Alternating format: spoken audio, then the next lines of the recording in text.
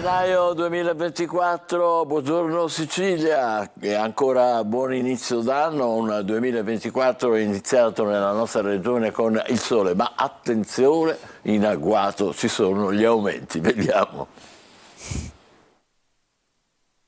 Il sole che bacia il mare nel primo giorno del 2024. La lunga notte di Capodanno è passata, adesso si pensa al nuovo anno. Salute, lavoro, pace sono le richieste più diffuse. Che possa esserci una pace nel mondo, innanzitutto. Niente di meglio che iniziare l'anno con una sana passeggiata. Operare per il meglio, con la speranza che anche gli altri operano in tal senso. Sarà un anno in cui bisognerà mettere sempre più mano al portafoglio, dagli alimentari alla telefonia, dall'RC auto alle banche. Per il Codacons gli aumenti potrebbero sfiorare i 1.000 euro a famiglia. Risparmiare quindi potrebbe essere ancora più difficile. Sarà una bella batosta e speriamo che sia almeno contenuta in qualche modo. Abbiamo fatto le abitudini ai rincari, quindi speriamo di sopravvivere anche a questi. Intanto in Sicilia a far girare sempre più l'economia c'è la grande industria del turismo. In queste ore le città d'arte sono invase, da Catania a Palermo, passando per Siracusa. In tantissimi hanno scelto di immergersi nella cultura. Le feste però non sono ancora finite. C'è chi farà ponte addirittura fino all'Epifania. Il meteo dovrebbe remare a favore, con il sole che la farà da padrone almeno fino al 6 gennaio. Tra rincari, turismo e relax, buon anno a tutti. Ancora buon anno. Le prime nate nel 2024 a Catania sono due bambine, si chiamano rispettivamente Giorgia e Isabel. Siamo andati a dare loro il benvenuto. Isabel in braccio a nonna Lucia sembra già sorridere alla vita. Giorgia dorme beata accanto a mamma Angela. A Catania salutano il nuovo anno due bambine, Giorgia e Isabel, nate entrambe al Garibaldi ennesima allo scoccare della mezzanotte. È mezzanotte, c'è stata una festa. È stato molto emozionante, molto bello. Che augurio si sente di fare a questa bimba che si affaccia al 2024 così serenamente, sta dormendo tranquillamente nella sua culletta? Con l'augurio che possa trovare un mondo migliore, possa realizzare tutti i suoi sogni. E papà Gabriele? Ieri l'ho visto innamorato. Appena se la lavavano, lui era messa lì che se la guardava, se la coccolava. È diversa una femminuccia. Grande festa a casa di Forte. Sì, ora non vediamo ora di uscire, festeggiamo realmente il 31 e il 1 gennaio lo festeggiamo appena lei esce dall'ospedale. Contemporaneamente nasceva Isabel che si trova nella stanza accanto. Nonna Lucia la aspettava con ansia, è la prima nipote. È bellissima, è una bellissima emozione, qualcosa di stupendo veramente. Cosa augura a questa bimba? Tanta serenità, tanta felicità e tanta benedizione del nostro Signore Dio. 2 sale parto e 2 equip contemporaneamente impegnate dunque al Garibaldi ennesima. Un momento magico per la madre e per il papà e per il neonato, perché ovviamente è giusto accogliere la nascita, quindi la vita, col meglio. Cerchiamo di dare importanza a quella che è la centralità della donna, non dimenticando mai che la vera protagonista del momento del parto è la donna e insieme alla donna nasce una famiglia, quindi cerchiamo di sostenere anche la genitorialità. Una notizia di poco fa: c'è stato un grave incidente purtroppo sulle strade del Ragusano con un bilancio pesantissimo, un morto, 6 feriti, 4 dei quali gravi. La sciagura è avvenuta ieri sera sulla Modica Pozzallo, c'è stato uno scontro frontale fra 2 auto, è morto un uomo di 74 anni, i feriti, fra i quali anche 2 bambini, sono stati trasferiti nel pronto soccorso degli ospedali di Modica e di Ragusa, 4 in codice rosso. Ci fermiamo qui con gli aggiornamenti, adesso la parola ad Angelo per la rassegna stampa. Buongiorno Michele, allora sì, la rassegna stampa che riparte dove ci siamo fermati purtroppo con gli incidenti stradali, nel senso che c'è stato un altro grave incidente avvenuto nel Catanese, stavolta l'auto contro il guardrail, un 26enne morto sul colpo, la vittima Matteo Virzì, ferito un amico di 25 anni, quindi è stato un capodanno davvero tragico sulle strade siciliane. Adesso la prima pagina del quotidiano La Sicilia con Mattarella chiede unità e coraggio, le parole del Capo dello Stato nel discorso di fine anno,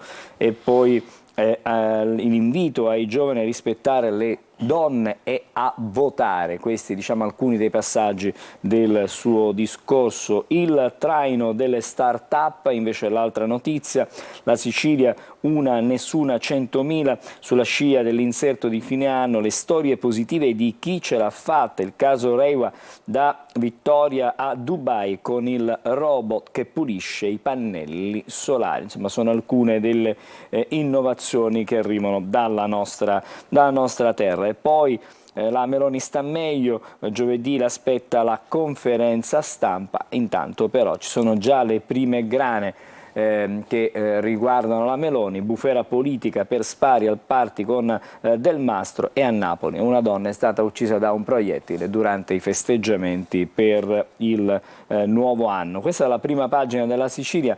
Adesso andiamo nelle pagine interne. La fuga delle mamme dal lavoro è un tema questo che si ritrova stamattina su diversi quotidiani. Servizio studi della Camera, 1 su 5 lo lascia dopo il parto, fra le cause pochi asili nido, contratti precari, stipendi troppo bassi e mancanza di servizi a supporto.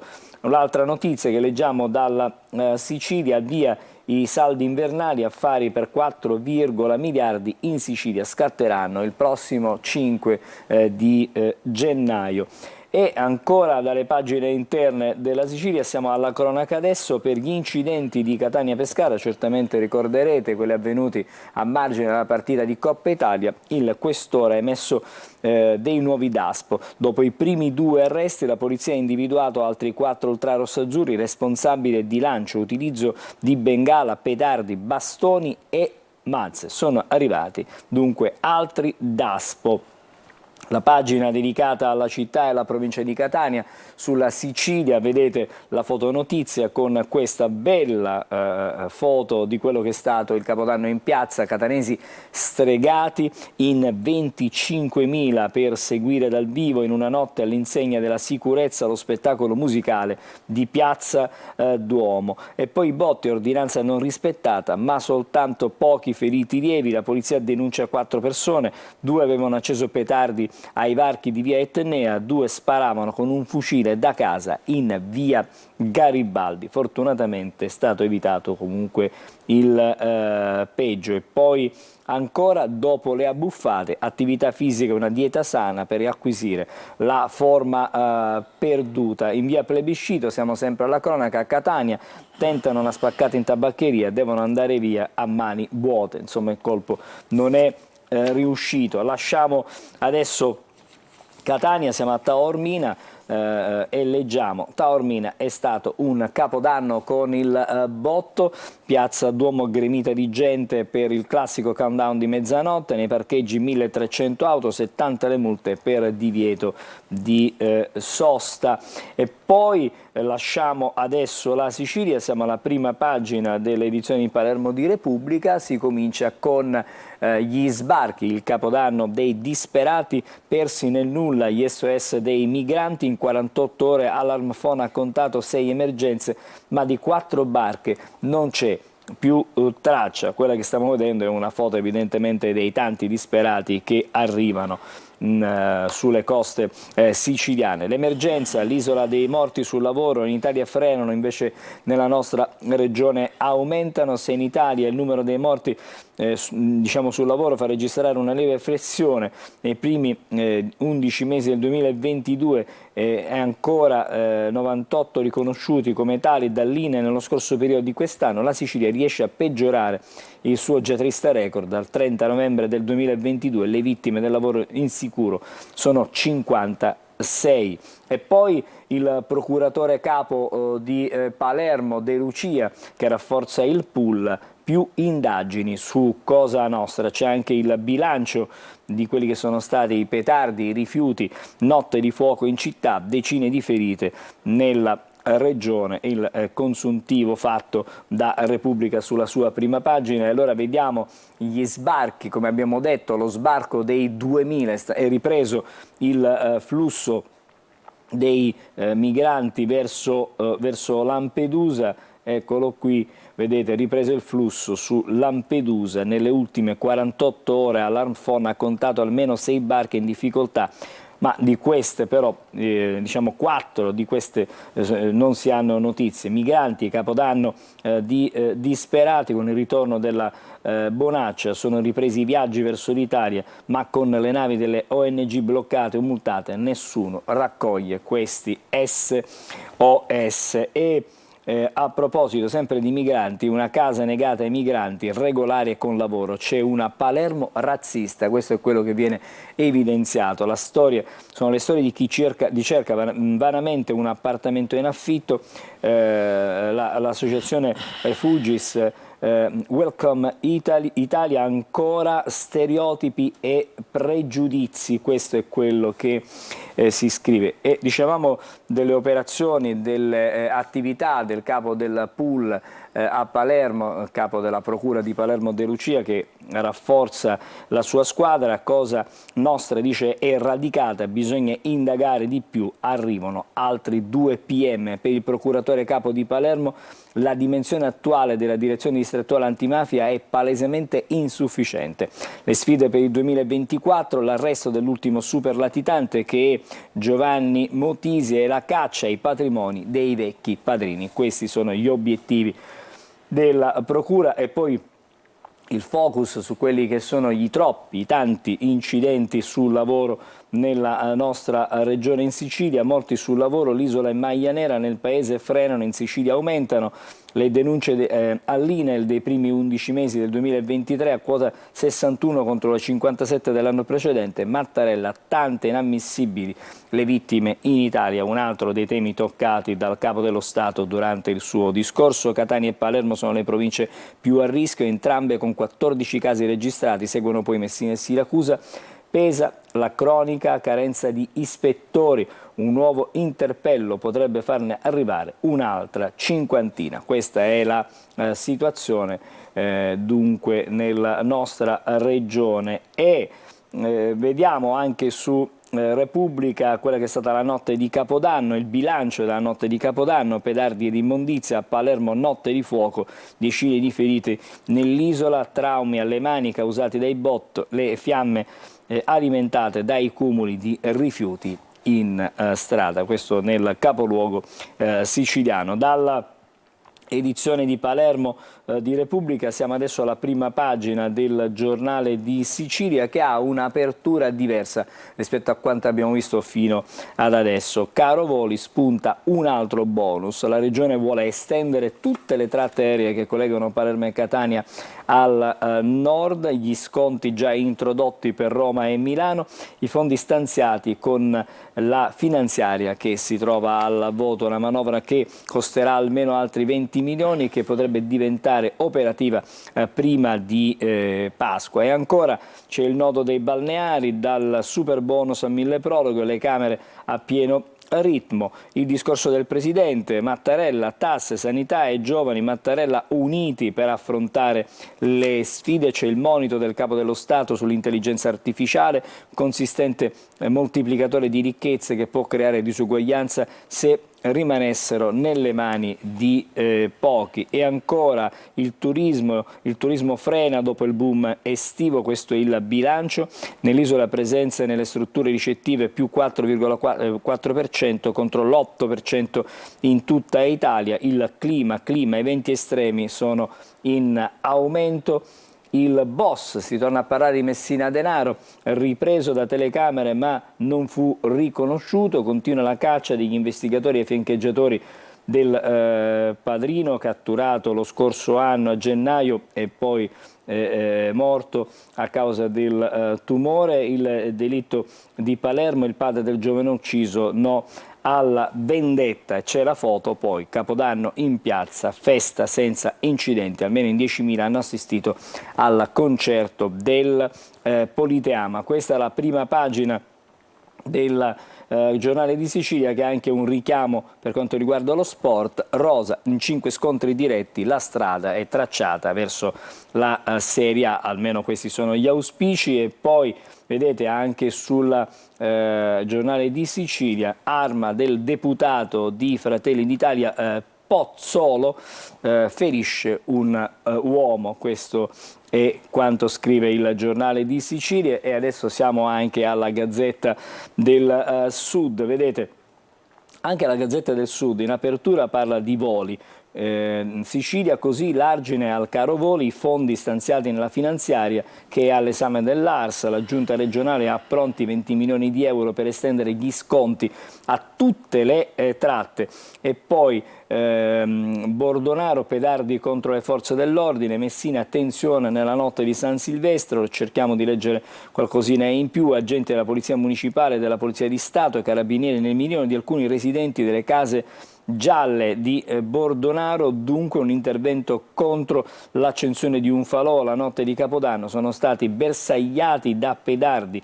Il sindaco Basile, ora tolleranza zero. Nella stessa zona esplosi colpi di arma da fuoco contro l'insegna di una via intitolata Pier Santi Mattarella. E ancora, anche sulla Gazzetta del Sud, il valore del voto, la giustizia ideale d'amore e l'unità che dà forza. Il Presidente si è soffermato sui fondamenti proprio della democrazia. La piaga poi dei femminicidi, sempre sulla prima pagina della Gazzetta del Sud. Bimbo di 4 mesi con il Covid, il tampone e la diagnosi scattano solo nel terzo ospedale, quindi evidentemente gli altri test avevano dato esito negativo con ogni probabilità. Mosca-Kiev, c'è un gioco a rialzo, si parla già dei temi internazionali, nessuno arretra, gli attacchi e quindi i massacri continuano. E vedete poi le altre 2 notizie del giorno, in qualche modo Del Mastro, tragedia sfiorata al Veglione. E il Giappone, una violenta scossa di terremoto, 4 vittime sono cresciute, il bilancio è cresciuto, migliaia sono gli evacuati. E una notizia che riguarda in qualche modo il mondo del ciclismo, ma che è diventata cronaca. Ex campione di ciclismo arrestato in Australia per la morte della moglie. Queste insomma le notizie sulla Gazzetta del Sud. E dalla Gazzetta del Sud andiamo a leggere soltanto un approfondimento che riguarda il ponte sullo Stretto. I dati aggiornati del progetto, restano attuali le prove effettuate nelle principali gallerie del vento del mondo. La relazione del Politecnico di Milano, che di fatto replica il dossier delle associazioni ambientaliste. Quindi questa è la situazione. Ci fermiamo qui per la rassegna stampa regionale. Bene, facciamo una pausa, state con noi, buongiorno Sicilia, fra poco i quotidiani nazionali. A più tardi.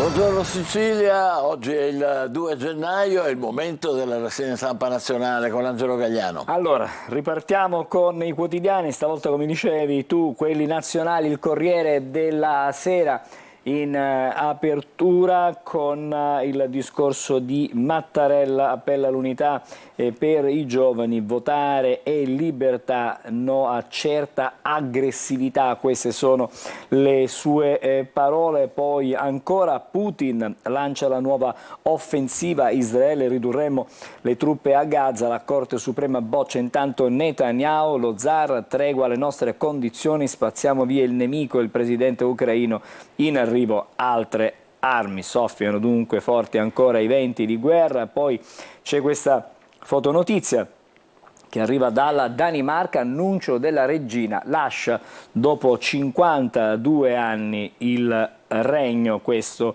è dunque la scelta di Margaret. Frederick diventa re dopo la morte di Elisabetta II, era la più longeva e anche l'unica sovrana regnante. Margaret di Danimarca, 83 anni, regina per 52 anni, ha annunciato la notte di Capodanno l'abdicazione, le succederà il figlio Frederick. E poi ancora le altre notizie, forte terremoto in Giappone, vittime e paura di uno tsunami, fortunatamente non c'è stato, perché poi adesso è cessato l'allarme tsunami. Fine anno, spari alla festa con Del Mastro, il colpo partito dalla pistola di un deputato di Fratelli d'Italia, un ferito, le opposizioni vanno adesso all'attacco. E poi un richiamo sempre sulla prima pagina del Corriere: Ferragni torna sui social in un video di Fedez dopo le vicende che lo hanno in qualche modo coinvolto. A proposito allora dei fatti, la guerra in Ucraina, i droni su Odessa e Leopoli, Putin, spazziamo via il nemico, e ancora lanciati 90 ordigni, il doppio dell'anno scorso, il discorso di fine anno di Zelensky in arrivo. Gli F-16, la stessa notizia viene ripresa, come vedete, anche su Repubblica: bombe sul nuovo anno, Putin avverte pace solo alle nostre condizioni, i russi attaccano con droni e missili, gli ucraini rispondono colpendo Belgorod e ancora Donetsk, Zelensky: se non arretreranno li devasteremo. Insomma, il clima è piuttosto acceso e, come vedete, anche alla stampa su questo argomento: Zelensky-Putin, duello di Capodanno, botta e risposta tra Kiev e Mosca, mentre aumentano gli attacchi, lo zar, intensifichiamo i raid, l'ucraino, noi siamo più forti. Questo per quanto riguarda il conflitto in Ucraina, ma c'è un'altra guerra, la guerra in Medio Oriente, a Gaza, anche lì si combatte. E allora vediamo sempre dalla Corriere: intanto Israele inizia a ridurre i soldati nella striscia, colpo a Netanyahu dalla Corte Suprema, l'esercito sarà una guerra lunga e c'è lo stop alla riforma della giustizia. La stessa notizia approfondita anche da Repubblica: Israele smobilita 5 brigate, ma la guerra sarà lunga, bocciata la riforma di Bibi, la decisione dell'esercito per ridare fiato all'economia. Netanyahu avverte: il conflitto durerà tutto l'anno, l'alta corte invalida la norma architrave della legge sulla giustizia voluta proprio dal Premier. E la grande trattativa, quella che viene annunziata dalle pagine della stampa: l'arrivo di Blinken in Israele segna l'ultimo tentativo di fermare il conflitto, Stati Uniti e gruppi militanti vogliono ridisegnare gli equilibri mondiali, disponibilità, bugie, resistenze sotto il tavolo, e su tutti c'è l'incognita Trump. Questi sono, diciamo, gli scenari che ci aspettano per il 2024. Allora torniamo alle prime pagine con Repubblica: Capodanno con la pistola, il paese delle armi. Emanuele Pozzolo, deputato di Fratelli d'Italia, si presenta armato alla festa del sottosegretario alla giustizia Del Mastro, parte un colpo, ferisce il genere di un agente della scorta, le opposizioni chiedono le dimissioni, un'altra grana per la Meloni. Intanto Mattarella: partecipare alla vita civile e votare, non stare sui social. Questo è il messaggio del Capo dello Stato, del Presidente della Repubblica.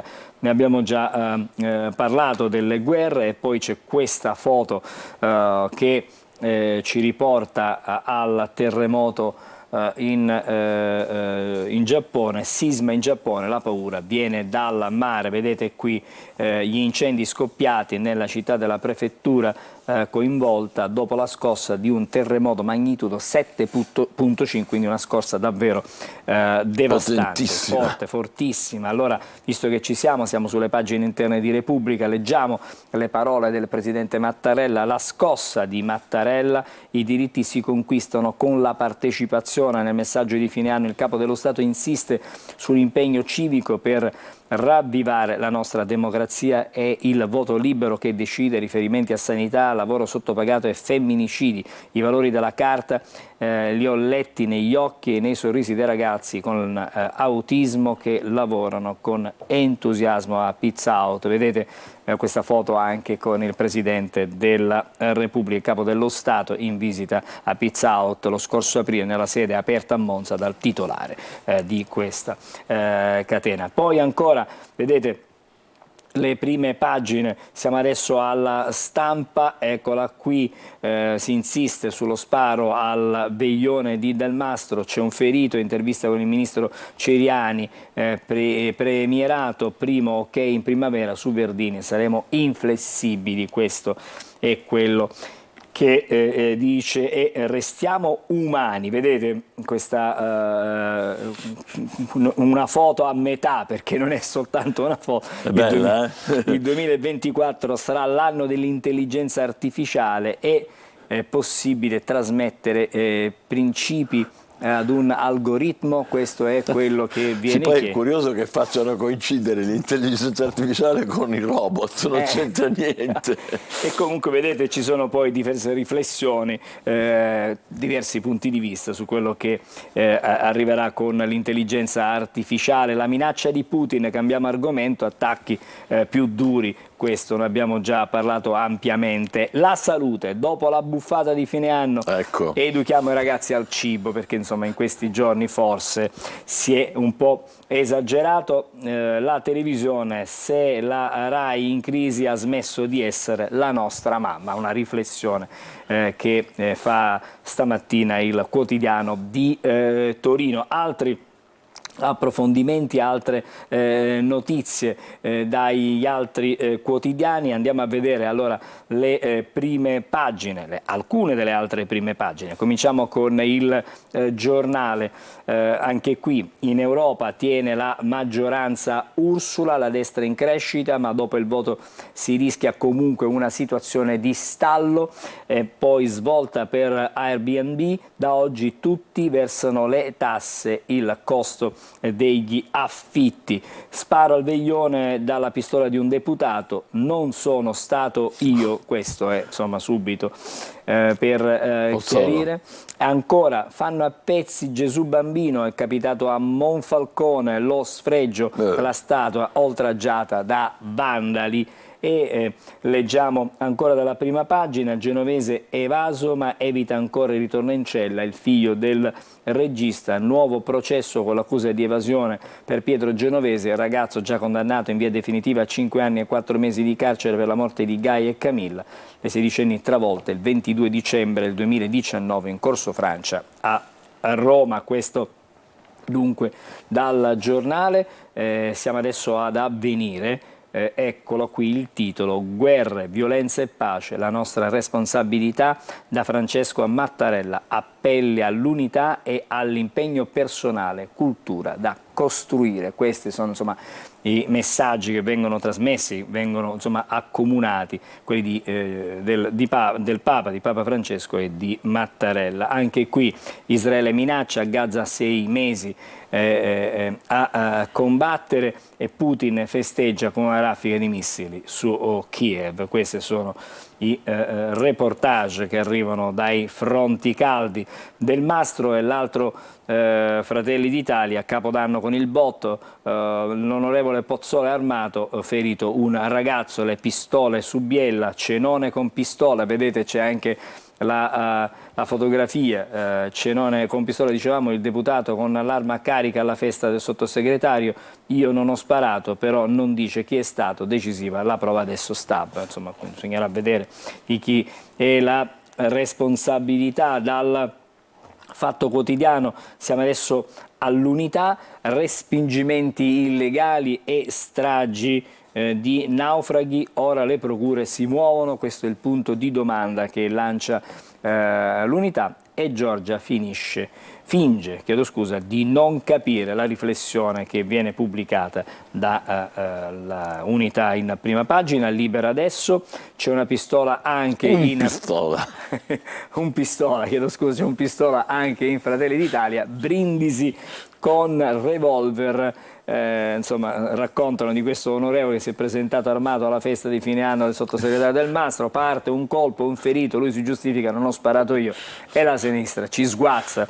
Poi questa è la conclusione, però vedete, Milano-Baghdad a Capodanno esplode la furia degli immigrati, questo è quello che racconta stamattina il quotidiano Libera. Al di là delle cronache si percepisce un palpabile senso di imbarazzo sui fatti avvenuti a Milano la notte di Capodanno. Super sintesi: a San Siro, in zona insomma via Zamagna, gruppi di persone hanno prima acceso il falò accalastando dei rifiuti e poi hanno scatenato la guerriglia contro i poliziotti che hanno, diciamo, osato, qua scrivono, intervenire. Donne PD in rivolta contro Elli, la Schlein si candida alle europee e leva spazio alle colleghe, e quindi insomma malumori in casa Partito Democratico. Mi fermo qui per stamattina. D'accordo, adesso vediamo se il bel tempo tiene anche oggi. State con noi, buongiorno Sicilia. Ben ritrovate ad un nuovo appuntamento con Trebi Meteo, cieli grigi e foschi questo martedì 2 gennaio sulle regioni settentrionali e sulla Toscana, poiché continua ad affluire aria umida, responsabile anche di locali precipitazioni sulle Alpi occidentali e sull'Appennino tosco-emiliano. Altrove tanto sole e clima mite, così come sulla Sicilia. Ebbene, la pressione atmosferica alta garantisce stabilità ed estesi rasserenamenti sull'isola. Qualche nube di passaggio sì, possibile specie a inizio giornata sull'area tirrenica, poi in graduale diradamento. Temperature massime oltre le medie della stagione nelle diverse località attorno ai 17-18 gradi. Ora vediamo più in dettaglio cosa ci attenderà mercoledì. La situazione meteo non cambia, il tempo si mantiene stabile e asciutto con ampi spazi assolati. Qualche nube di passaggio sì sarà possibile, ma non darà luogo a conseguenti effetti. La ventilazione sarà in prevalenza debole con poche variazioni termiche. Clima mite per il periodo, punte massime nuovamente vicine ai 18, anche ai 20 gradi in alcune località. Dettagli maggiori in merito sull'app di Trebi Meteo sul nostro sito web. Abbiamo tagliato le verdure e le abbiamo messe qua.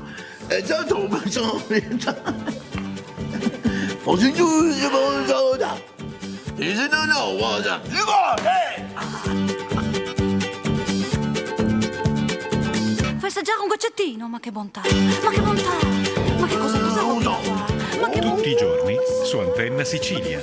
questa roba qua. Nostro primo ospite in questo 2024, il nostro Elvis siciliano, Renny Zapato, benvenuto. Grazie Michele. Buon inizio d'anno. Buongiorno. Ti abbiamo appena visto a teatro in Sogno di una notte a Bicocca, bellissima operazione teatrale di Francesca Ferro, perché racconta un po' la storia vera di tanti detenuti. Ma lui è qui perché deve lanciare un suo nuovo singolo, vero? Sì, ho avuto una collaborazione quest'estate che è iniziata con l'artista nazionale di rock and roll, Bobby Solo. Ci siamo presentati a Sanremo con un brano scritto da Claudio Gregori in arte Greg, del famoso duo Greg e Lillo. Il brano non è andato in porto, è stato tra i 50, però 30 sono passati, al posto nostro penso siano entrati ricchi e poveri.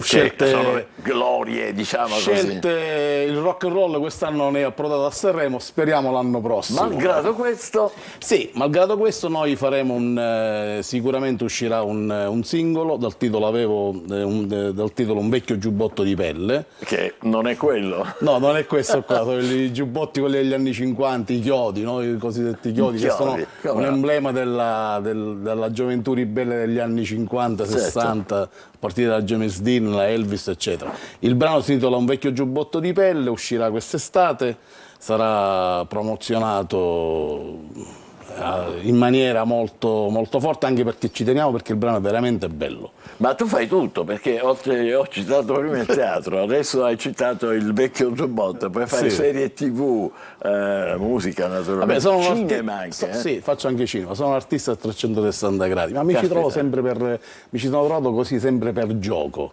Davvero? Poi man mano ho detto, vabbè sai, proviamo, vediamo che succede. Senti, ma Zapato Small Combo. Sì, Zapato Small Combo è la mia band di rockabilly, di stile anni 50, anche se facciamo dei brani nostri, brani inediti. Abbiamo uscito l'anno scorso è uscito un singolo dal titolo Crazy Baby, con tanto di videoclip, che parla di un amore un po' così segreto nei confronti di Amy Winehouse. Ah, però. Senti, ma c'è un po' di audio in quelle immagini che stiamo vedendo che magari ci serve anche per entrare nell'atmosfera? Sì, c'è un po' di Renny. Penso di sì, mi sembra di sì. Vediamo se si può un po'. Senti, ma sono tutti in italiano, alcuni in inglese, com'è? Sono alcuni in italiano, altri in inglese. Il singolo, uno è il titolo Crazy Baby, è in inglese, e poi c'è Frustami e baciami, che è in italiano. Quindi viaggi molto anche per tenerti informato? Viaggio molto, vado in America, spesso vado in Inghilterra, mi tengo aggiornato sui movimenti, almeno per quanto riguarda il rock and roll, il rock in generale, ma seguo anche la musica rap, seguo anche la musica jazz, il cool jazz mi piace tantissimo, e la musica swing e bebop. Queste sono, anche il country west, ma anche la lirica, se per questo vado anche ai teatri a vedermi le opere, le cose, eccetera. Sono un appassionato, assieme alla mia compagna Deborah, andiamo molto spesso al teatro. Ah, che bello. E questa Senti, è una cosa ma è vero che tutto è cominciato con Rocky Roberts? Tutto iniziò a 6 anni, io imitavo a Rocky Roberts davanti allo specchio, mio padre mi metteva sempre questo disco che era Stasera mi butto, come no? e io sono rimasto folgorato. Poi ho avuto la fortuna di cantarci insieme nel 2000 a Catania e lì proprio è stato... Avete cantato insieme? Racconta, dai. Sì, ho cantato insieme in un locale che non c'è più, chiamato The Swinger, uno swing club catanese, e niente, io avevo aperto questo locale così per divertirmi con gli amici miei, eccetera, e poi invece da lì è diventato un locale veramente cool catanese per quanto riguarda il rock and roll. E quella sera è sbucato Rocky Roberts? E quella sera io ho fatto venire il giorno di Capodanno, ho fatto scendere a Rocky Roberts, che con lui praticamente era amico di mio padre nei tempi antichi, eccetera. Io non pensavo completamente a questa amicizia e lui guardandomi mi dice: ma io a te ti conosco. Io quel periodo bazzicavo nelle Iene assieme a Lille e Greg, Simona Ventura, eccetera, perciò pensavo che mi conoscesse per cose televisive, invece no, mi conosceva perché io gli ricordavo molto mio padre. Ah, ecco. E poi lui che ti ha detto? Ha detto farai strada, no? Sì, poi lui mi ha detto, no, ma tu sei un pazzo, perché io praticamente imitando lui, io sono diciamo sul palco molto movimentato, ancora faccio spaccate, eccetera, perché ho fatto molto sport da ragazzino. Ho fatto attrezzistica, molte arti marziali, eccetera, perciò sono molto snodabile, anche se la corporatura... Ma poi è una voce potentissima, anche a teatro ti si sente sì, vabbè, una voce questo veramente bellissima. Sono un allenato. Uno allenato. Senti, ma è vero che girerai nei teatri siciliani con l'orchestra stavolta? Sì, sto provando con un'orchestra, sono 14 elementi. 14 elementi che dirigi tu?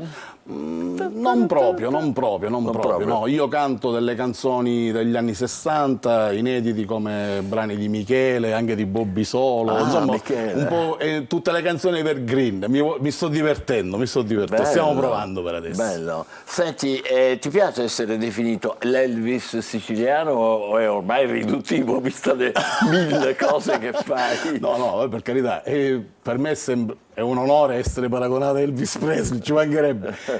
Molti fanno anche le battute, l'Elvis delle 2 Sicilie, l'Elvis borbonico, eccetera. Te le dicono? Sì, a Roma sì, gli amici miei mi prendono in giro un po' in maniera molto amichevole su questa cosa. Però va bene, mi sta bene questa definizione un po', ma Elvis perché i capelli, l'atteggiato, il giubbotto, la musica che faccio, eccetera, chiaramente richiamo questo personaggio. E anche la fisicità, la fisicità sul palco, essere un po' così sciolto, molto movimentato. Sì. Senti, invece hai fatto la serie The Bad Guy su Amazon? Sì, ho fatto The Bad Guy su Amazon Prime con Locascio e Claudia Pandolfi. E che esperienza è stata? È stata un'esperienza molto bella, anche perché sono 2 grandi attori molto preparati e il set era, sebbene era il periodo del Covid, c'eravamo un po' blindati. Abbiamo girato a Palermo e poi in altri posti e praticamente io ho fatto il mio ruolo era un ruolo di uno indifendibile da Claudia Pandolfi che faceva un avvocato. Senti, ma Locascio è bravissimo. Locascio è un bravissimo attore. Anche la Pandolfi naturalmente, sì, ma Locascio è proprio... Ho lavorato di più con la Pandolfi. Con la Pandolfi, sì, che è quello è stata una bellissima esperienza, immagino. La Pandolfi è una brava attrice, simpatica, ma anche lei amante del rock, perciò ci siamo subito intesi. Ecco. Fantastico. Senti, raccontaci un po' del duetto con Bobby Solo quando avete provato ad andare a Sanremo. Allora, no, il duetto è stato così. Io ho chiamato Bobby tramite amici in comune, tramite giornalisti nazionali, eccetera. Hanno detto, sai, forse ti dovresti incontrare con Bobby Solo. Ci siamo incontrati. Lui com'è? Col ciuffo sempre? Lui è ancora col ciuffo, molto giovanile, suona, fa blues adesso, fa rock and roll sempre, gira sempre come un pazzo in tutta l'Italia, proprio, sebbene ormai è 20 anni più grande di me. Ecco, questa cosa di Bobby Solo con Zapato era praticamente la nuova generazione con la vecchia generazione del rock and roll. Esatto. C'è questa foto bellissima, vediamo se la possiamo rivedere, che ora è qua sullo sfondo del nostro studio, dove Bobby Solo è sempre lo stesso. Sempre lo stesso, ci siamo incontrati a Roma, questo solo il colore dei capelli leggermente grigiti. Sì, lui è più grigio, sì, più grigio. Ma è più grigio per scelta però, che ha detto no, io adesso ho una certa età e basta, i capelli, sai, quelli che facciamo rock and roll un po' ogni tanto una tintura di nero-blu ce la diamo un po' tutti. Senti, ma però poi dopo che è successo con Amadeus? Abbia detto qualcosa? Com'è stato? Noi siamo allora, eravamo tra la rosa dei 50, lui ne ha scelti 30 e niente, perciò per carità, io ma come non... si svolge? Quindi, cioè lui, cioè Amadeus che... No, noi portiamo il brano in commissione. In commissione, cioè la commissione il brano in commissione, la esperti. commissione lui e altri, e siamo passati. Siamo passati, dopodiché lui ne aveva scelti 50, da questi 50 doveva fare una scrematura di 30. Sì. Vabbè, mica sempre può funzionare. Che canzone era? Che brano avevate? Era un brano in italiano ovviamente ed era un up tempo, una sorta di rock and roll anni 50 però un po' swingato. Dal titolo Un vecchio giubbotto di pelle, che parlava di questa nuova generazione di boomer, di trapper, eccetera, che non c'entrano niente con noi, che siamo, diciamo, i boomer del rock and roll, eccetera. Comunque la vecchia generazione che si unisce alla nuova. Era un passaggio come lui mi ha definito durante le interviste che abbiamo fatto ultimamente, eccetera, che io gli ricordo moltissimo il suo amico Little Tony. Ah, beh, è un complimento per te. È stato un bellissimo complimento, lo apprezzo tantissimo, perché c'è stato subito con lui un'empatia, proprio una complicità dal punto di vista sia umana che anche musicale.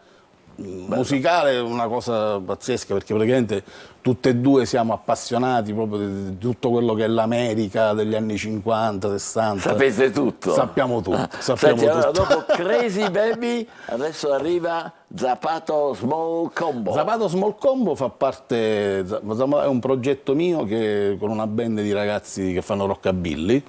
E sono più giovani di me, perciò sono nuove leve che si mettono. Ma tu hai sempre la stessa età. Io ho sempre la stessa età. Più o meno una ventina d'anni, non di più. Beh, in bocca al lupo anche per questo. Grazie per essere stato con noi e buon anno naturalmente all'Elvis siciliano Renny Zapato. Adesso facciamo una breve pausa e tra poco parleremo d'altro con altri ospiti. State con noi, buongiorno Sicilia.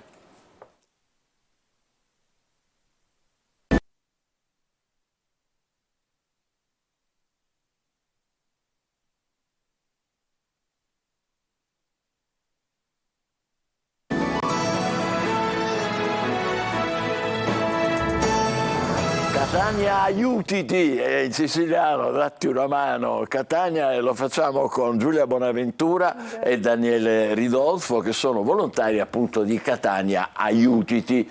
Che vuol dire aiutiti? Perché? Perché l'idea nasce proprio dal poter instillare nel cittadino l'idea che la città possa rifiorire a partire da lui stesso. Quindi noi stessi ci dobbiamo dar da fare. Allora, ricorderete quella volta in cui abbiamo beccato il nostro sindaco Enrico Trentino, che con la ramazza dava una ripulita lì al coso del Castello Ursino. Ed è un'idea vostra, vero? Allora, più che altro è stata una bellissima idea, iniziativa del sindaco, del primo cittadino trentino. La sua è stata un'iniziativa di pulire, di far vedere che noi come ragazzi, come cittadini teniamo alla nostra città, e quindi è stata una sua idea. E noi assolutamente come Catania Aiuti siamo voluti essere presenti e fare vedere che noi ci siamo e dare una mano a tutta la città. Infatti vi abbiamo ripreso, siete in tanti di Catania Aiutiti, quanti siete? Siamo una dozzina, sì. Diciamo questo è lo zoccolo duro, lo zoccolo duro. Esatto, 12 persone, siamo sempre presenti là, ci sono varie mansioni, diciamo, interne, però poi ci sono vari volontari all'esterno. Adesso vedrete che dopo questa vostra partecipazione sarete di più, almeno 25. Esatto. Speriamo. Senti, ma avete una sede oppure vi trovate da qualche parte? Come fate a riunirvi? Dunque, ci riuniamo in base alle nostre disponibilità, anche perché essendo una dozzina diciamo che anche in casa è possibile. No, lo potete fare. Siete Esatto. in gran parte studenti universitari? In gran parte siamo studenti universitari, anche se diciamo che l'iniziativa è partita da Valeria Petrullo, che purtroppo oggi non può essere qui a causa di una lombosciatalgia, però siamo ragazzi giovani con la guida di diciamo alcune persone che ci hanno assolutamente proposto e quindi poi aiutato ad abbracciare questa iniziativa. Quindi coincidete con quello che spesso dice il sindaco. Noi abbiamo il privilegio di averlo ospite il venerdì qui, e lui dice spesso sì, dobbiamo fare questo, dobbiamo fare quell'altro, eccetera, però poi molto dipende dai cittadini, da noi, e questo è un po' il vostro principio, è vero? Sì, assolutamente d'accordo. Penso che tutto dipende da noi cittadini. Una grossa mano ovviamente devono darle le istituzioni, il comune, ma parte tutto dal piccolo. Noi facciamo diverse iniziative come pulizia, come rimozione di rifiuti ingombranti, eccetera, ma tutto deve partire da noi singoli cittadini. La maggior parte sono giovani, questo per far capire che i giovani tengono a questa città, e quindi siamo noi i primi a volerla cambiare. Non è vero che sono occupati in altre cose. Senti, ma oltre a quella del Castello Ursino, quali altre vostre belle imprese? Raccontatecene. Dunque, noi ci occupiamo anche di, diciamo pure così, educazione. Infatti abbiamo delle importanti attività che teniamo nelle scuole. Io personalmente sono andata in diversi istituti per diciamo incentivare e mostrare ai giovani ragazzi che è possibile un cambiamento e che deve partire proprio da un sentimento diverso che può essere volto nei confronti della città. Oltre a questo ci occupiamo, come ha detto appunto Daniele, diciamo, la rimozione di rifiuti ingombranti, e organizziamo per meglio dire delle attività che possano appunto riqualificare l'ambiente circostante, andando a appunto coinvolgere i ragazzi più giovani anche magari nelle zone limitrofe delle loro scuole. E che ascolti avete? Cioè, vi seguono i ragazzi? Sì, i ragazzi penso siano tra la fascia più interessata assolutamente. Sono i ragazzi giovani, come ha detto Giulia, quando è andata a parlare con le scuole i ragazzi sono assolutamente interessati, vedono che a qualcuno interessa la città, qualcuno vuole cambiarla, e loro sono felicissimi di questo. E quindi, non so, per dire, la prossima vostra iniziativa, avete già programmato qualcosa per i prossimi giorni, con questo 2024 appena iniziato? Vorremmo allargarci anche nelle scuole elementari, perché al momento siamo andati soltanto nei licei, e quindi abbiamo coinvolto dei giovani adulti per attività poi concrete. Ad esempio recentemente abbiamo ripulito la zona di Piazza Dante vicino al monastero dei Benedettini. Certo. Adesso vorremmo ingrandire, diciamo, questa attività di educazione rivolgendoci ai più piccoli, perché penso fermamente che a partire da lì può essere possibile far nascere un senso civico reale e attivo. Infatti qua stiamo vedendo nei poster un po' i vostri progetti, li abbiamo letti velocemente, e anche i docenti, gli insegnanti, i professori vi danno retta. Assolutamente sì, l'ultima iniziativa appunto Piazza Dante, sono venuti dei ragazzi del Galileo Galilei, che ringraziamo, e la loro splendida professoressa di religione, interessantissima all'iniziativa, e ci hanno dato appunto una mano. Grazie a loro è stato possibile questa iniziativa e questa pulizia di Piazza Dante. E quindi lì cosa avete fatto? Raccontaci un po'. Allora, semplicemente ci siamo incontrati, ci siamo dati un orario e abbiamo distribuito i guanti, i sacchi. Abbiamo poi ovviamente dovuto parlare col comune, con la Gema, per far sì che qualcuno venisse a ritirare l'immondizia che abbiamo raccolto. Abbiamo separato, abbiamo fatto questa raccolta differenziata nella piazza con le classiche scope, con le presine per raccogliere, le abbiamo divise. Ecco, questa per esempio che immagine è? Sì, esattamente. Voi la vedete lì sopra? Sì. Ecco. Esatto. Siamo stati qui a Piazza Duomo, qui facciamo tutta Piazza Duomo, Raccogliamo questi altri dei splendidi ragazzi sempre del liceo. I ragazzi del liceo ci hanno dato una grandissima mano. Qui siamo a Piazza Duomo, vedete il logo Catania Aiutiti, lei la splendida Valeria Petrullo, esatto. che purtroppo non è potuta essere qui oggi qui con noi, con la ramazza in mano, qua l'evento, qua ci sono io, qua l'evento al Castello Ursino organizzato dal primo cittadino. Esatto, qua siamo proprio noi. Bellissima, eh?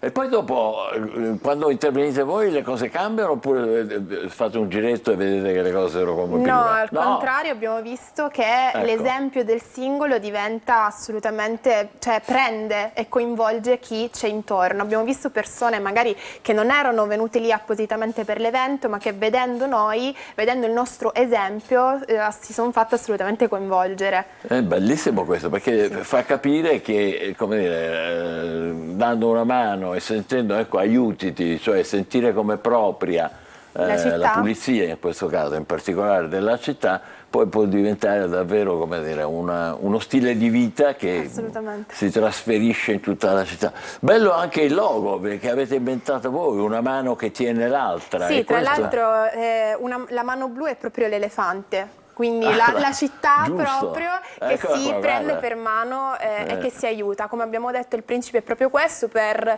provare ad uscire da quella zona grigia, per così dire, che vede appunto l'indifferenza prendere il sopravvento e magari anche quel senso di rassegnazione nei confronti del contesto. Questo riuscite a sconfiggerlo, perché col vostro entusiasmo è sicuramente possibile. Avete già un obiettivo prossimamente, nei prossimi giorni, dove volete andare a colpire per pulire? Appunto le scuole elementari, perché vogliamo vogliamo parlare soprattutto ai più giovani. I ragazzi del liceo sono interessati, quelli delle medie anche. Ora vogliamo vedere cosa ne pensano i bambini più piccoli. E pulizie sicuramente ne verranno, verrete aggiornati ai nostri profili social. Sì, fateci sapere quando fate una prossima iniziativa, che noi ve la propagandiamo, così magari sarete un po' più numerosi con il nostro piccolo ma sincero contributo. L'idea vostra è questa qua dell'orgoglio catanese, è vero? Sì, assolutamente. L'idea appunto parte innanzitutto da un sentimento sincero d'amore nei confronti della nostra città, proprio a partire da quello un senso quindi civico attivo nei confronti di questo stesso, aver voglia di prenderla, di prenderci cura della città. Questo è bellissimo, complimenti davvero, buon lavoro. Grazie. Catania Aiutiti. Allora, Giulia Bonaventura, Daniele Ridolfo e gli altri giovani che ne fanno parte.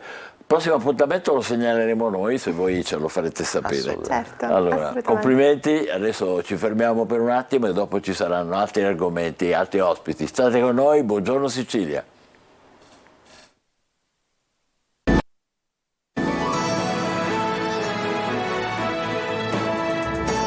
Buongiorno Sicilia, donne in ascolto, questo è per voi, lo spazio che dedichiamo intanto a Camilla Fortunati che è in collegamento con noi. Buongiorno Camilla, benvenuta. Buongiorno. Allora, Grazie, buongiorno. Buongiorno. È in inglese Education Manager della Fondazione Ortigia. Avete begli obiettivi, ce ne vuole accennare qualcuno? Certo, allora la Fondazione Ortigia nasce a Siracusa nel 2016 dall'idea di Lucrezia Reiklin, un'economista italiana che però da giovanissima, come tanti, insomma, ha lasciato il nostro paese diciamo ormai quasi alla fine, ecco, della sua importante carriera internazionale ha deciso di tornare nel suo paese e creare un centro per valorizzare i talenti, le competenze e il capitale umano presente soprattutto al sud. Quindi la Fondazione Ortigia nasce così. L'idea di corsi digitali per le donne del sud, perché c'è una domanda di questo tipo di conoscenza, di sapere? Assolutamente sì, il governo ha proprio creato un fondo ad hoc, quindi un fondo dedicato a promuovere e incrementare le competenze digitali tra le donne, in particolare perché ormai i lavori e l'occupazione è guidata tantissimo da queste competenze, per cui più competenze digitali abbiamo, più siamo appetibili, abbiamo possibilità appunto di occupazione, e questa è la sfida che abbiamo voluto raccogliere con la Fondazione Ortigia. Ecco, stiamo vedendo che sopra c'è scritto 100 donne da Sicilia e Calabria, quindi almeno una buona metà abbondante di queste dalla Sicilia. Formare donne con Esatto. le competenze del digitale, è un po' questo? Esatto, l'impegno che ci siamo presi, la sfida che ci siamo presi è proprio quella di formare 100 donne, la maggior parte delle quali verranno proprio dalla Sicilia ci sarà una parte importante al termine di questa formazione professionalizzante di inserimento lavorativo, quindi gran parte di loro, la maggior parte di loro poi entreranno nel mercato del lavoro, questo è un po' l'impegno che ci siamo presi. Questo è molto importante, soprattutto in regioni come la Calabria, come la Sicilia, dove purtroppo l'occupazione femminile è, se non la metà, ma quasi rispetto all'insieme del totale. Chi è che può partecipare a questi corsi? Così andiamo sul pratico, così magari vengono subito a cercarvi. Esatto, grazie. Il bando è aperto, quindi è possibile candidarsi. Possono partecipare donne tra i 18 e i 50 anni. Siamo già partite con la prima classe che è costituita da 40 donne neolaureate e adesso sono in partenza. Abbiamo le candidature aperte per 2 nuovi gruppi. Uno per le ragazze che si sono diplomate da qualche anno e vogliono iniziare subito a lavorare e l'altro per donne che sono già all'interno del mondo del lavoro ma sono in cerca di occupazione o vogliono cambiare lavoro, quindi in transizione lavorativa. Certo. Questo percorso... Prego. No, dicevo che parte dalle basi, quindi l'obiettivo è di creare queste figure professionali partendo dalle competenze di base e portandole fino appunto alle figure professionali che poi sono in uscita da questo percorso, per cui verso la primavera avremo appunto formato data analyst, data scientist e comunque professioniste, quelle che si chiamano le professioniste del dato, quindi persone in grado di raccogliere dati, pulire e rappresentarli, e sono figure che ormai sono richieste in tutti i settori, quindi non c'è neanche, diciamo, ormai più una specificità di settore per queste figure professionali. Ne volete raggiungere o formare 100, è un bel obiettivo, ambizioso, Esatto, sì, formarne 100 e inserire la maggior parte di loro almeno con un primo contratto lavorativo. Primo contratto, quindi avete, come dire, tutta una serie di contatti con le aziende che sono magari in attesa di poter assumere, avere nuova forza lavoro, sì, giusto? Sì. Esatto, abbiamo un importante partner che è Umana, quindi proprio Agenzia per il Lavoro, e loro hanno già iniziato ad analizzare i profili e faranno un grande lavoro nell'inserimento lavorativo, ma su tutto il territorio regionale attiveremo anche appunto i nostri contatti. Io invito anche chi è all'ascolto, le imprese che cercano queste figure professionali a mettersi in contatto con noi, perché appunto dalla primavera potremo appunto condividere con loro queste possibilità, questi profili, quindi poi è aperto. Adesso parlando un po' più in generale, ecco, la candidatura va inoltrata entro il 7 gennaio, lì c'è il QR code, insomma ci sono tutte le condizioni per poter partecipare a questi corsi digitali per le donne del Sud. Camilla, le volevo chiedere questo, dalla sua esperienza, ecco, com'è la competenza digitale, per esempio nella nostra regione, in Sicilia, noi siamo qui in Sicilia? Allora, le competenze digitali in Italia in media sono più basse rispetto a quelle che ci sono in Europa. Solo il 43% delle donne possiede competenze digitali di base in Italia, in Europa siamo oltre il 50%. Ah, però. Ovviamente. Esatto, infatti tante organizzazioni, allora la domanda a livello appunto di imprese nel mercato del lavoro è molto alta e ancora l'offerta di lavoro di queste competenze non è adeguata, però proprio per questo motivo tante organizzazioni si stanno muovendo per formare questi professionisti, queste professioniste. Ovviamente è un tema molto importante perché nel nostro mondo i servizi sono sempre più digitalizzati e quindi non avere queste competenze significa essere esclusi non solo dal mercato del lavoro ma anche proprio dai servizi appunto del nostro paese. Certo, ecco. le faccio una domanda maliziosa, ma so già la risposta. Non c'è il gender gap dal punto di vista degli stipendi lì nel digitale? No? Mi dica di no, Allora, sicuramente c'è, nel senso che rispecchia ovviamente il gender gap che c'è in tutte le professioni. Però ecco, anche questo fondo, questo programma va proprio nella direzione di rendere, appunto, dare pari opportunità, per cui rafforzare appunto anche appunto senza discriminazione di genere. Ecco, le donne hanno un alto tasso di disoccupazione in Italia, soprattutto al sud, soprattutto in Sicilia. Ovviamente rafforzando quelle competenze che sono chiave per il mercato si aumenta anche appunto l'opportunità di entrare nel mercato del lavoro al pari livello degli uomini. Perfetto. Camilla, mi permetta di riassumere, che vedo che la connessione non è sempre perfetta ormai. Si cercano quindi giovani donne al termine della scuola dell'obbligo, neolaureate e donne in età lavorativa in cerca di occupazione, comprese le donne fragili. Cosa bisogna fare? Cosa bisogna digitare, Camilla?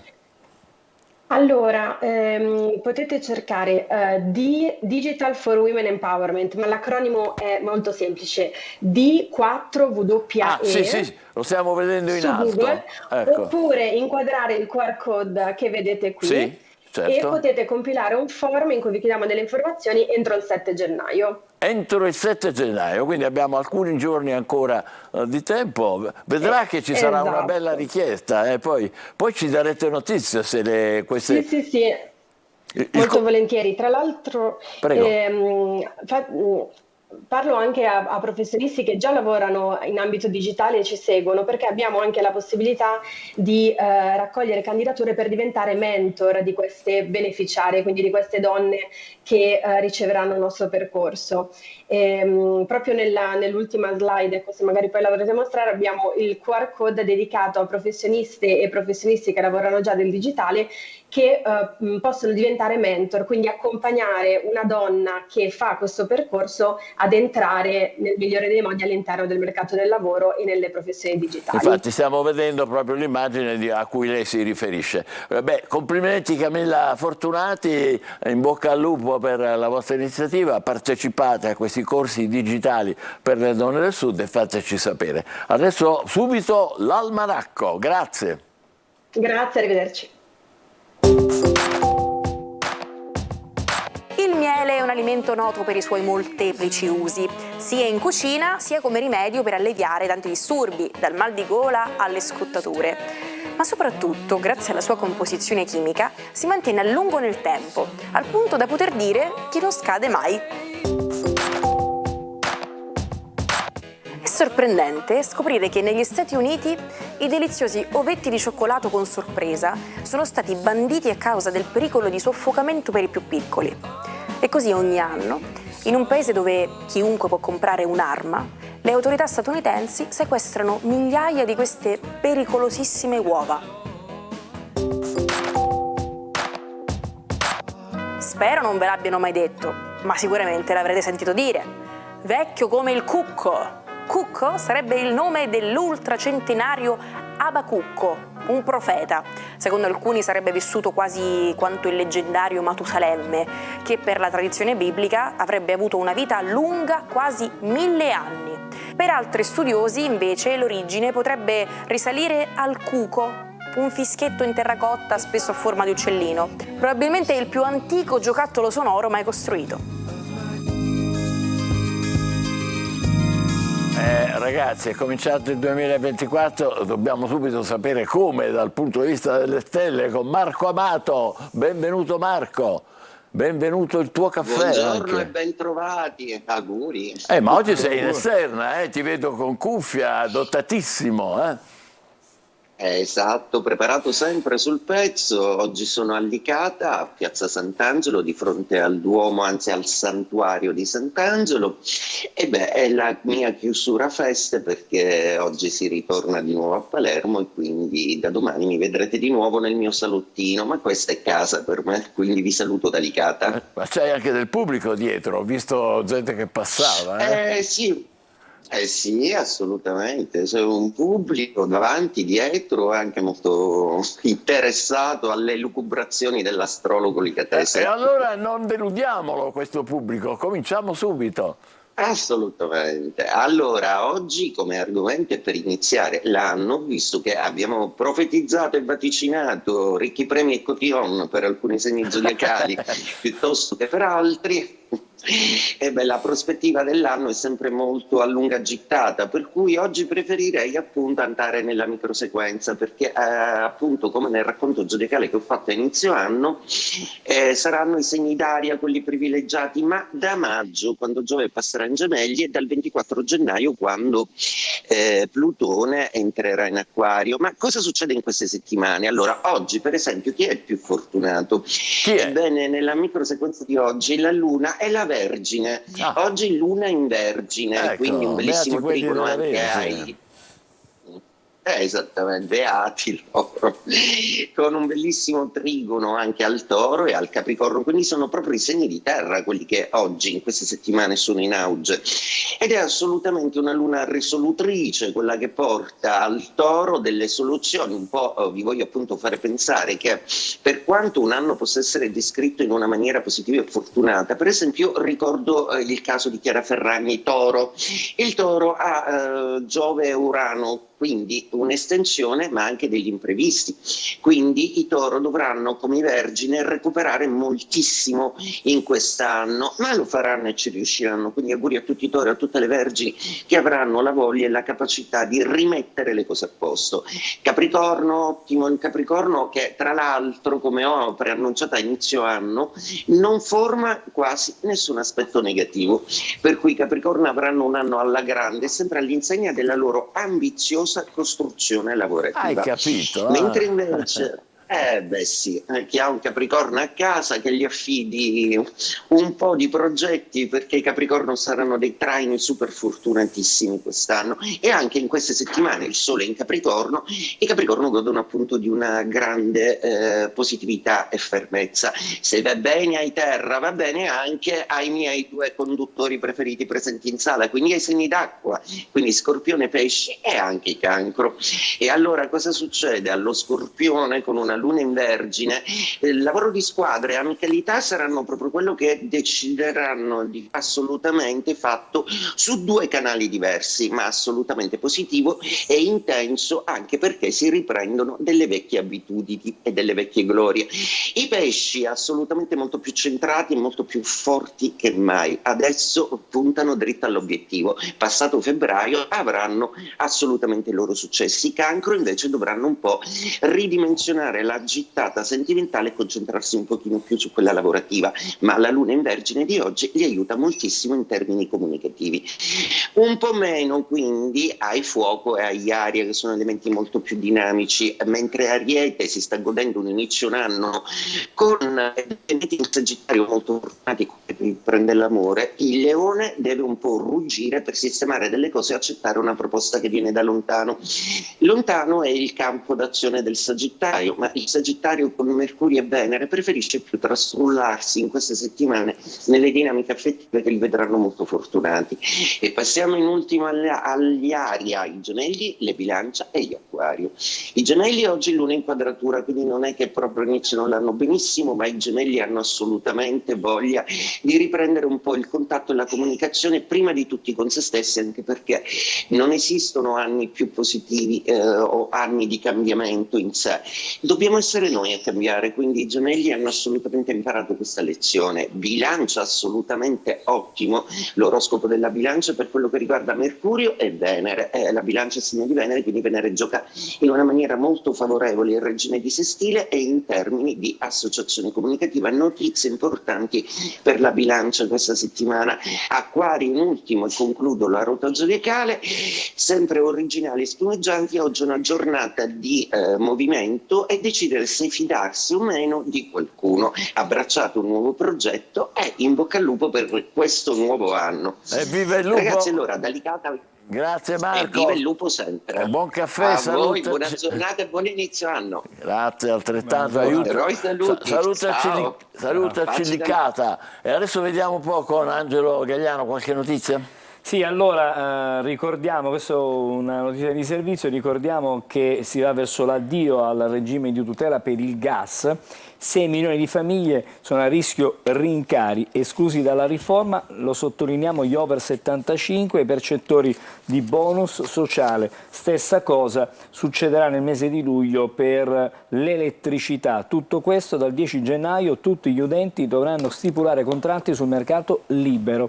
Restano, come abbiamo detto, escluse alcune garanzie dell'autority per le fasce che sono meno favorite. Quindi, informazioni attenzione. preziose d'Angelo, grazie. Noi torniamo indietro nel tempo e iniziamo da lontano 1870, quando a New York inizia la costruzione del famoso ponte di Brooklyn, uno dei simboli della città che collega i quartieri di Manhattan e Brooklyn. Il ponte verrà inaugurato nel 1883, questo qui. 2 anni dopo, 2 gennaio 1872, negli Stati Uniti avviene un fatto che fa scalpore. Il capo della chiesa mormone americana, Brigham Young, 71 anni, viene arrestato per poligamia. Young aveva 25 mogli e 56 25 figli. mogli!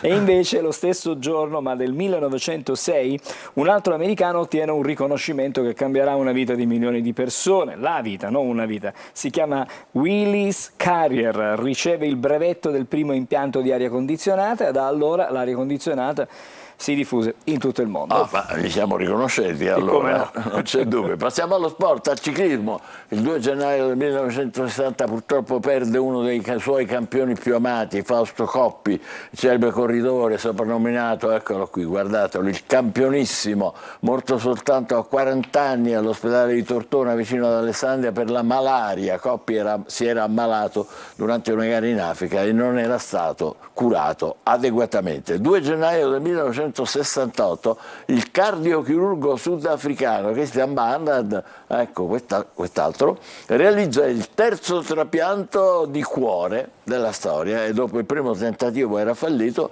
questo invece ha avuto più fortuna e il paziente è vissuto 19 mesi. Questo è Christian Barnard. Immaginate di guidare su una strada americana e di non poter andare più veloci di 90 km/h. Questo è quello che stiamo vedendo, questo era il limite di velocità imposto negli Stati Uniti il 2 gennaio del 1974 per fare fronte alla crisi petrolifera. Per più di 20 anni gli americani dovettero accontentarsi di viaggiare a rilento per risparmiare benzina finché nel 1995 il Congresso non abolì questo limite e siamo al 2011 quando entra in vigore in Spagna il divieto di fumo nei locali pubblici e all'esterno di alcuni edifici come ospedali e scuole. La legge antifumo, una delle più severe d'Europa, mira a proteggere la salute dei cittadini e a contrastare il tabagismo. Stiamo per concludere con una canzone che ha fatto la storia della musica, Thriller di Michael Jackson, trasmessa in anteprima mondiale da MTV 2 gennaio del 1983. Ecco qui un'immagine, il primo brano musicale al quale è associata una trama e una coreografia ispirata naturalmente, come sapete, ai film dell'orrore, con un regista straordinario come John Landis. Dura 14 minuti e ha vinto un sacco di premi. Vi auguriamo con Thriller una buona giornata, vi diamo appuntamento a domani con Buongiorno Sicilia e speriamo che la vostra giornata non abbia bisogno di thriller. Buongiorno Sicilia, a domani. It's supposed to be right. Something evil's lurking in the dark.